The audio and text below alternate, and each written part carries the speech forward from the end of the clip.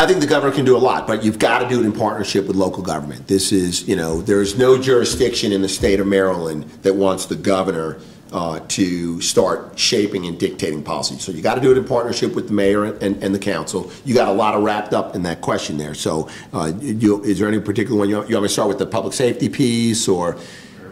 Look, on the public safety, I think that there are two sort of avenues or two lanes. There are two. I might have lost a word here, but that a governor needs to focus on. Okay, one is, what are our efforts and strategies in the community? Okay, what is the crime fighting strategy in the community? On that one, certainly a partnership between governor and mayor, local law enforcement and the community is critical. And as a governor, you need to be able to pledge support of the Maryland State Police and other law enforcement assets, sharing information with what we learn inside our institutions, and making sure that information's available, and supporting that local law enforcement effort. As governor, I think a tremendous responsibility is in that second sort of bucket, and that's what we're doing in our 33 correctional facilities in the state of Maryland, including the Baltimore Detention Center. And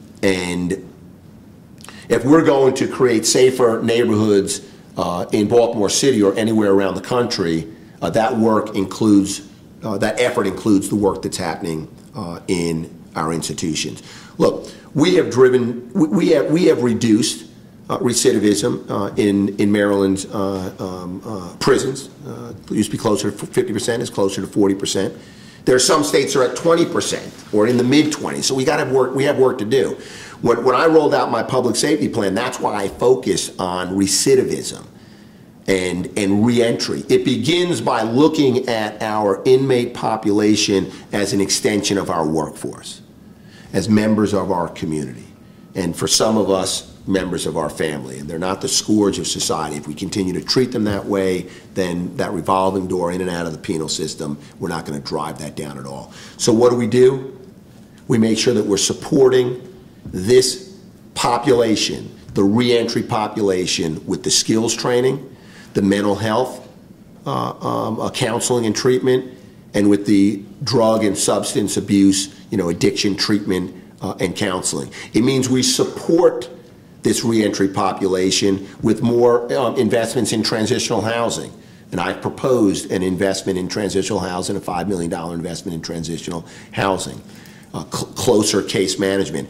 In the long run, it's going to cost us less in making that investment in preparing them for reentry than for inviting them back 6 months, 6 weeks later after they reenter.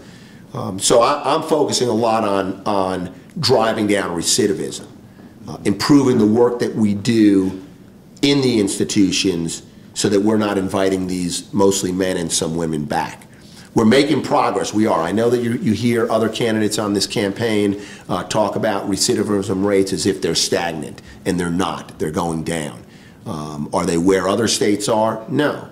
Marylanders are not expecting perfection, but they do want to see steady progress. So we're going to build on the things that we're doing. We'll drive down recidivism. That'll be of tremendous importance. Why did I support the decriminalization of marijuana, possession of small amounts of marijuana? A number of reasons. One is, I think, the racially disparate impact, but also the savings. And a study showed that we spend $100 million a year in Maryland for arresting and prosecuting possession of small amounts of marijuana. We'll take that $100 million, we'll put it in a number of areas. One will be for counseling, so we're not encouraging marijuana use, so we'll do the necessary counseling, particularly for our young people, and we'll do the more investments in substance abuse and addiction treatment and counseling. But we'll also use a big chunk of that to fund, and getting back to that first lane I was talking about, to fund those local law enforcement strategies. And our mayor outlined her strategy in January in her State of the City address, and we're going to support that strategy as we continue to fight crime in Baltimore City. That's on the crime piece. Right. I wanted to say on Baltimore City, so if you look at the 16 policy proposals that I've rolled out, I think what will appear to you is like, wow, Baltimore City is going to benefit from a lot of this stuff. Because when you look at communities around the state, and as I travel around the state, the challenges are not different from one community to the next. They're more acute sometimes or more chronic.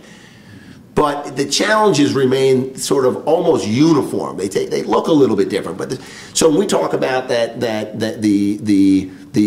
CTE, my education program, and investments in school construction, that's going to be a tremendous benefit to Baltimore City, because we're going to be training more and more students who are going to come out with real skills to fill these jobs.